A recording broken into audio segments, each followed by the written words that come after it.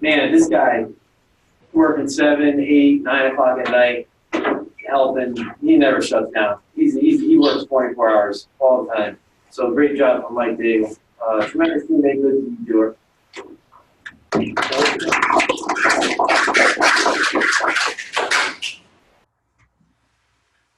Anyone else? I got one for John Torrey. He helped to coordinate the rental and staging of Hartford branches lift so we can install the Wi-Fi.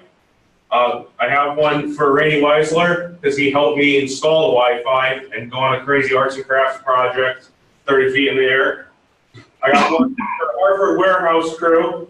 They helped get the warehouse ready and cleaned up so it was safe and it was easy to navigate with the lift. And I got one for Lou DeMail for being flexible and being available and helping out with getting the Wi-Fi strategy installed. Awesome. Get started. 3 minutes. Yeah, one period as well. One for Rainey, going above and beyond the call of duty with the price adjustments for the recent tariff increases.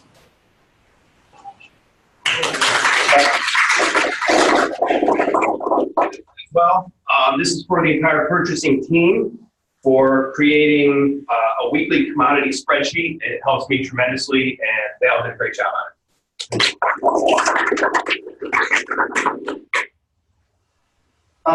I have one for Dennis. Great job bringing solutions that's helping the purchasing team, several solutions that's helping the purchasing team.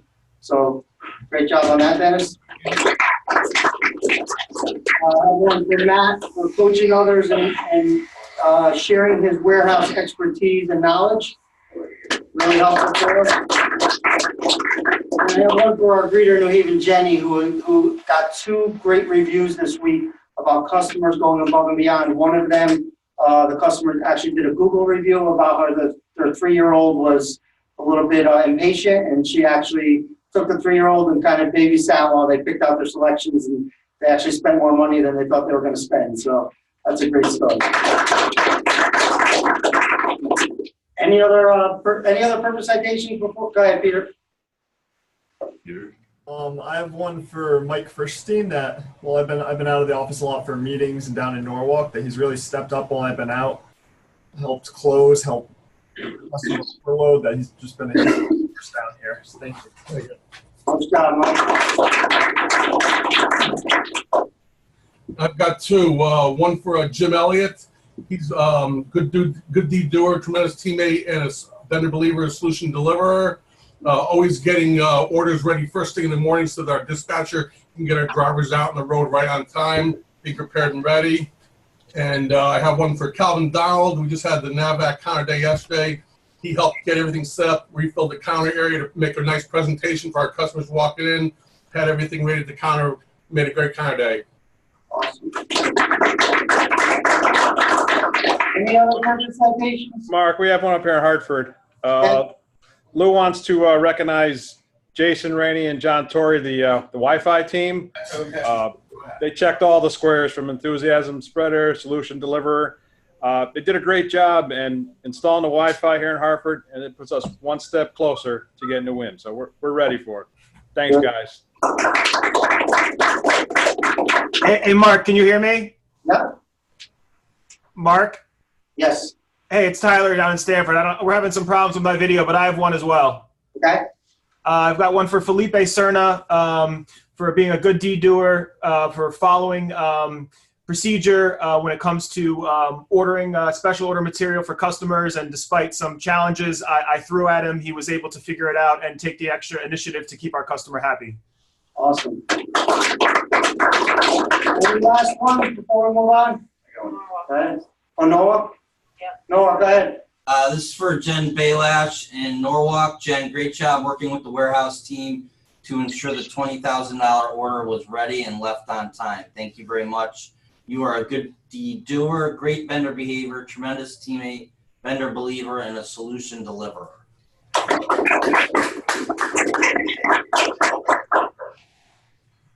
AJ, one? Yeah. I got one for Anthony Carroll. He's a fairly new employee. He's been here about maybe 3 weeks. And he's already a vendor believer. We had a NAVAC event yesterday in Bridgeport, and he actually got customers to come down to the event, the people that he knows that not necessarily vendor customers. So he's already a vendor believer. It's pretty cool. Awesome. All right. So last week we worked on, we give everyone a warm welcome. A couple teammates that want to share some stories or what they did. And Tina Wilson, she's here, I think, today. Tina, you want to share what you did to up your game or a story that you have? We give everyone a warm welcome. Hey, Mark. Yes. Hello there. How are you? Before we start, we have someone new here to introduce. Oh, I'm sorry. Introductions. Thank you, Susan. Yes, go ahead. Okay, so we have Tom Brown, just started this week. He's working on the counter, and so far he's turned out to be a great teammate.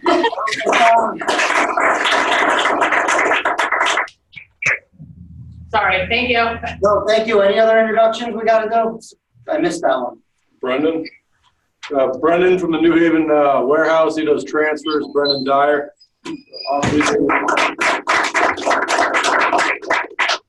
Tina, do you want to share your story about, you give everyone a warm welcome? Sure. This week here, I felt that what I did to up my game was that we've been shorthanded in Hartford this week, and the counter's been busy. And after 1 o'clock, we don't have anybody here to answer the phones and to disperse the calls through. So those roll over into Office 4 with myself and Robin. And this week I was busy, extremely busy. And so, like everybody was, and being shorthanded, the phone calls were coming in rampant to my desk. And I started to feel myself get really aggravated. But I sat back, took a deep breath, and, said to myself, it's not the customer's fault. And I answered those phones in a pleasant manner. And I did everything I could to help those customers get through to someone somewhere in the facility, not just in Hartford. If I had to move it somewhere else, I did. And I did it with I hope a sparkling personality. And if I had to, I took messages and told them that we would have someone return their calls. Tina, that's a great story. And just being more aware and us working as a team on that goal. Do you feel that helped you get through that challenge? Yes. That's good.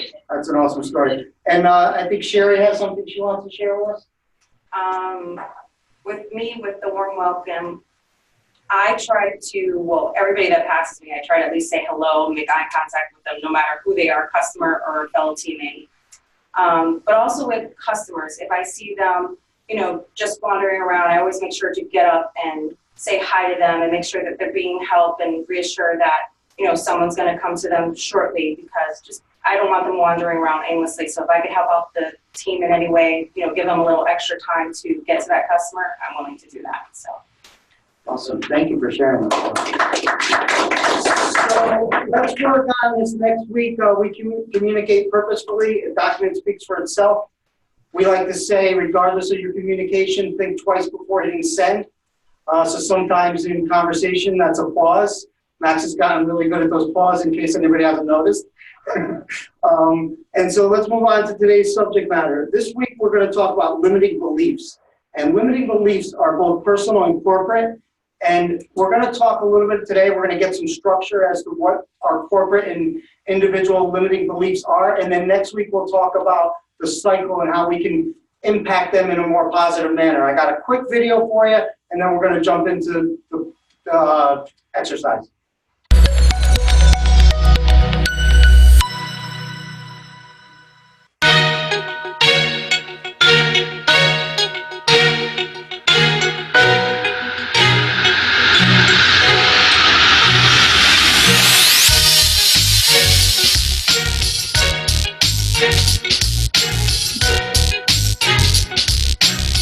One of the things I've found in coaching people, I know you have too, is that people possess self-limiting beliefs. They don't even realize it a lot. But you hear it in these ways. It's manifest in these ways. Why would they listen to me? Why would they listen to a woman? Why would they listen to someone my age? Why would they listen to someone with my background? They would never accept me there. And these kinds of self-limiting beliefs just undermine you from the outset. Now, surely you've seen this as well. I definitely see this, and it's also the way we just identify ourselves as humans. For example, I'm coaching somebody. They'll say, I'm a terrible listener, I'm a bad listener, I can't listen, I've never been able to listen. So the guy's here, well, why not? You have something stuck in there, why can't you listen? Or, I'm no good at recognition, I've never been good at, I can't recognize people. Well, are you genetically mean? Why are you no good at recognition? As long as we say, that's just the way I am, that's just the way we're going to be. And what I've learned is to coach people, I didn't used to work on people's identity. I just worked on their behavior. Because I get paid for behavioral change. Now I realize it's important also to look at people's identity for the following reasons. Let's assume you're the CEO and I'm coaching you. And you need to get better at giving recognition. And I work hard with you for a year and you work hard and you get a lot of good feedback. Everybody says, Alan, great job on recognition. If I don't really help you think about your identity though, you know how you feel on the inside? Like a hypocrite, a phony. You know what you feel like? That's not the real me. Right. That's not the real me. See, the real me is no good at that. So I think it's very important for us to challenge, as I like your term, those self-limiting definitions of the way we look at ourselves, because as long as we say that's just the way I am, that's just the way you are. That's just the way we're going to be. And you know what? It's self-perpetuating because you don't try to change and you excuse away behavior. Mm-hmm. You know, you forgot to apologize. You forgot to acknowledge. You forgot to, that's just the way I am. It wasn't personal. Yeah. I didn't mean it. You're taking it the wrong way. It's just who I am. And we excuse away all kinds of dysfunctional social and business behaviors that way.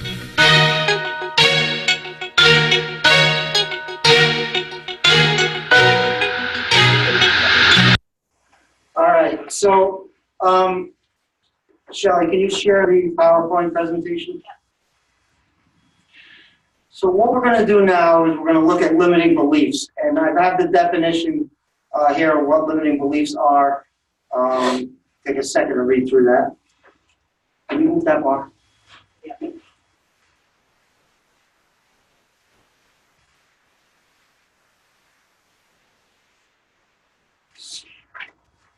So, I'm going to start the slideshow. Maybe you could just go from the beginning. There you go. So, go to the next slide. So this is what we know about limiting beliefs. The truth about beliefs is that they are all not true. Next. So the world is run by beliefs that we really question. Why? It causes us unwanted emotions. The biggest reason for bloodshed is individual beliefs. So this is the cycle of limiting beliefs. First, somebody believes it and they feel it's true. Then their emotions get them. And then they have an action to that. And then there's a result to that. If we can recognize and change our underlying belief, either in ourselves or others, we will, more times than not, also change the associated feelings and their behaviors. And if we change the behavior, the performance will ultimately change. So what are our corporate limited beliefs? In a minute, we're going to go around and talk about them. Here's an example. Noble purpose is fluffy. That is a limited belief, right? And something that everybody heard 5 years ago, 4 years ago, that noble purpose is fluffy, right? It's a limited belief. So at this time, what I'd like to do, and I'm wondering, let's make a group decision here. Do we want to break into groups and start to get what people think are our limited beliefs, corporate or individual, and people can shout them out and Shelley can make a list, or do we want to do it all as one? So do we want to go into the groups we're at, or do we want to do this all as one big group? Show of hands who wants to do it as one big group. We hardly ever do anything like that. That's why it'd be nice. Who wants to do it as separate groups? All right, I guess we're doing it as one big group. Shelley, can you pull up like a Word document so you could just start typing? So what we're looking for here is, like I just said, noble purpose is fluffy. Any limiting belief that you think is stopping the company from moving forward, because people then get emotional, and then there's an action, and then there's a reaction. I don't know why we are doing this. Well, because they're all unmuted. All right, so it seems to have calmed down right now. So how do we do this? Can we just have hands go up and then Shelley can call on the people? Is there any way we can do that? Have both of these? All right, so why don't we just, have hands go up and give what you think is a limiting belief. It could be something that you've heard a teammate or yourself you feel is a limiting belief, or it could be in yourself. So I'll start with the first one. We're not ready for this. We're not there yet. Same thing. That's a limiting belief. Great. Go ahead, Tyler. That's not part of my job description. That's not part of my job. Excellent. Jason? We've always done it this way. We've always done it this way. That was It seems like I remember those comments being when we were talking about what to say, what not to say. Yeah. I think on a corporate limited belief, though, would be like on the HVAC side of things would be, we're not big enough to with the big HVAC houses. So We're not big enough to compete. Go ahead, Max. Just the concept of, right, I can't change. This is how I am. Yep. How about this one? Management doesn't care.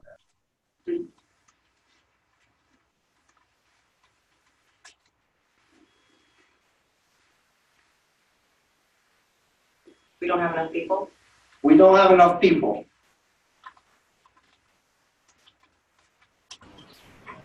There isn't enough time. There isn't enough time. I like that. There isn't enough time.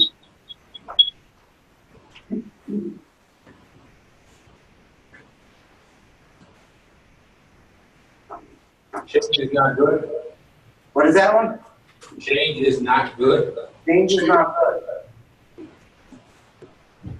Mike? We don't have the proper inventory. Okay. You don't have the proper inventory? Tyler? This is sort of related to the other ones, but we're going to try this new idea, but we're going to go back to the way we've always done things. It's not going to work. This is not going to work. Max, you had one? I did, but I just forgot it. It will come back to me.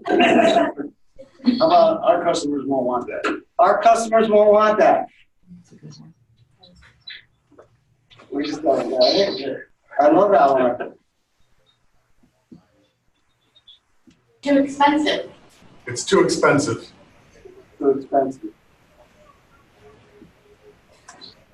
That's just the way the industry works. That's just, that's really good. That's just the way the industry works. Jamie, Even important, the other ones, you said, people say, my customer won't want that. My customer won't that, yeah. Because David said so.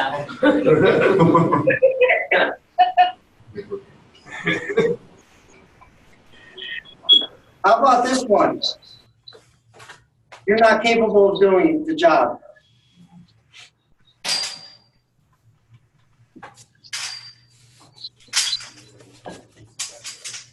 I got it came back to me, Mark. Yes. So every now and then I'll hear people say regarding the behaviors, "Oh, I already do that." We all say that. When you know, we all know we can always grow, right? There's always room to be better, but it's so dismissive. I already got that, you know? Yeah, that's such a that is a perfect limiting belief, right? That I already check it off, right? Of course, there's room for improvement in everything in life. They're not going to change. They're not going to change. How about, I didn't go to school for that.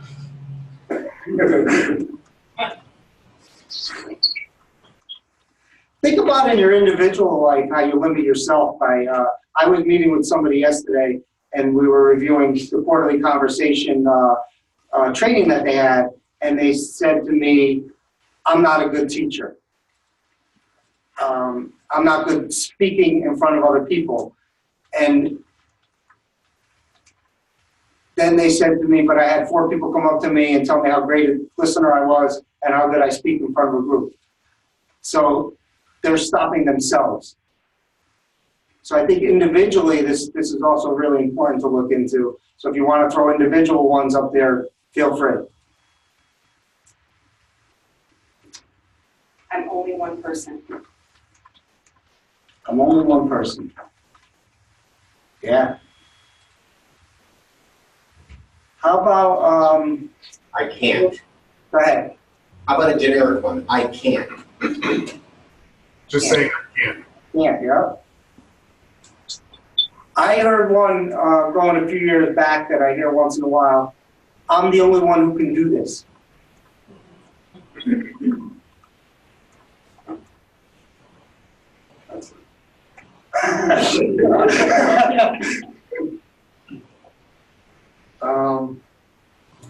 I've got one from a personal side. I think a lot of people sometimes can say that's what I've always believed.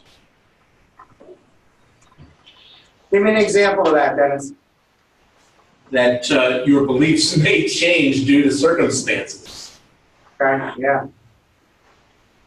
This is who I am. This is who I am. I can't change that. That's a really good one. Counter, you have a call on Park 6. Anything else? Let's take a couple of these and put them into the bear analogy. So how about, let's take this is not my job description. So if I have a belief that this is not my job description, and somebody comes to me and says, I need you to do this, and my belief is that it's not my job, I then get emotional. I probably run over to Logan and say, why did James ask me to do this? This isn't even my job. That's my action, right? And then the result is Logan and I, and then Logan tells 3 other people, all think that James is giving me things that he shouldn't be giving me. And what's the resolution to that, right? I mean, if the company starts to fall apart. So if I just learn to manage that and say, you know what, James is coming to me because he thinks I can handle it, then maybe I do need to hand it off to somebody else. But I control my emotions, and I kind of like rework that limiting belief, right? If I just get stuck with that, what Sherry just said, you know, not willing to change, and that if I just believe that belief is there and it should be there, I'm never going to be open to there was nothing wrong with what James did. That makes sense a little bit? Let's pick another one, and somebody who wants to pick one, and then let's walk through the bear situation. So somebody, let's walk through this. I need a volunteer. Kyle, you want to help me out here? Sure. Pick one of them. Which one do you want me to pick? I can't see the list. So which one did you come up with? The one you just went over. That's not my job. All right, let's do it again. Okay. Let's do it again. So give me a situation that happened that you or a teammate felt that they believe that it's not their job.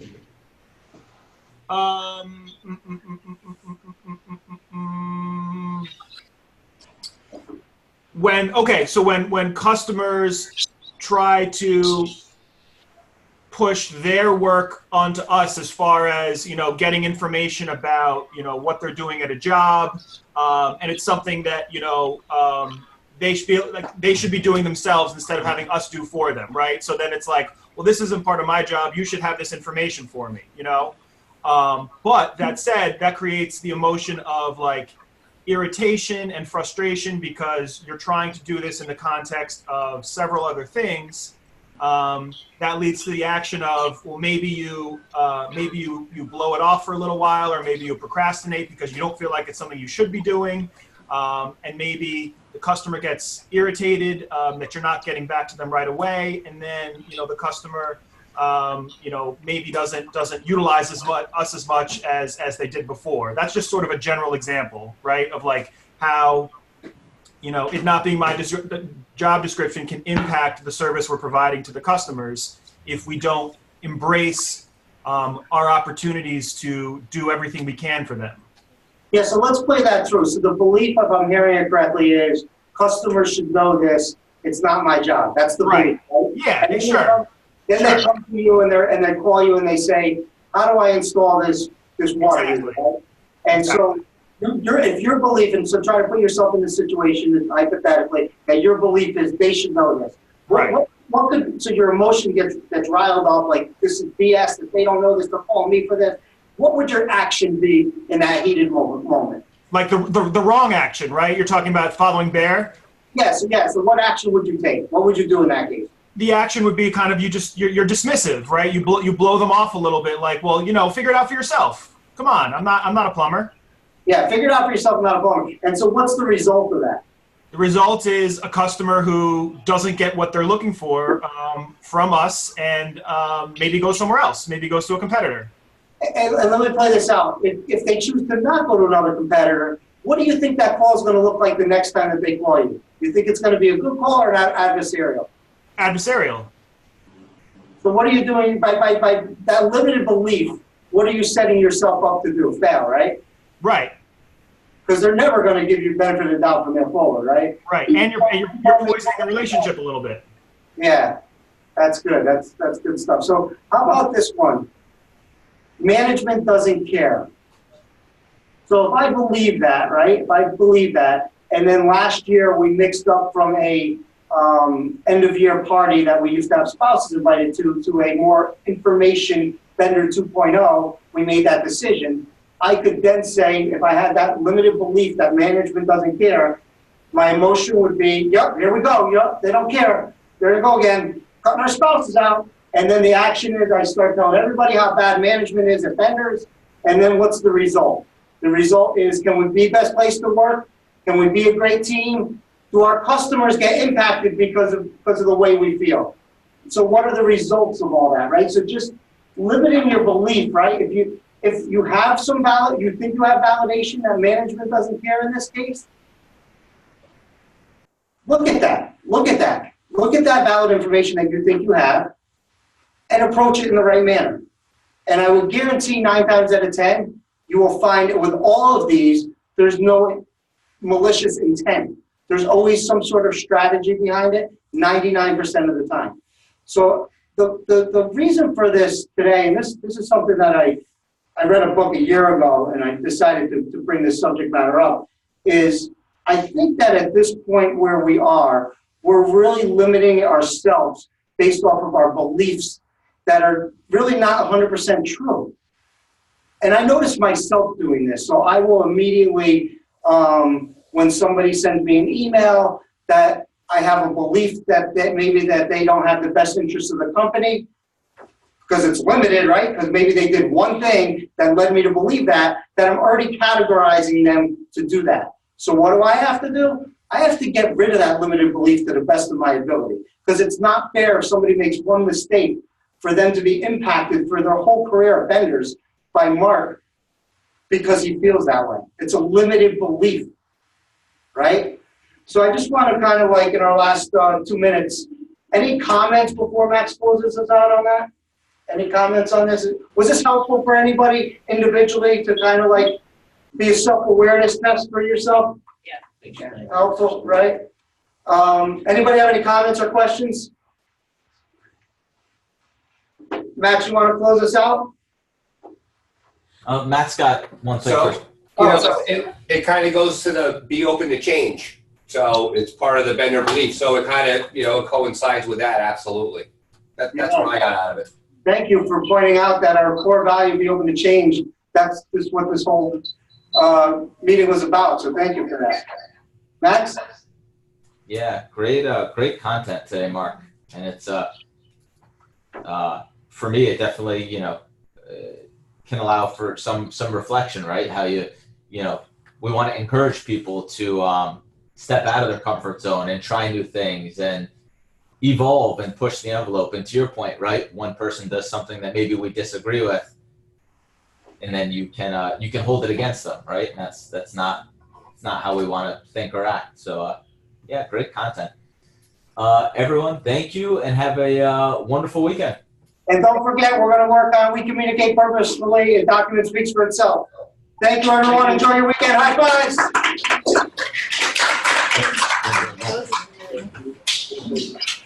I'm not allowed you to.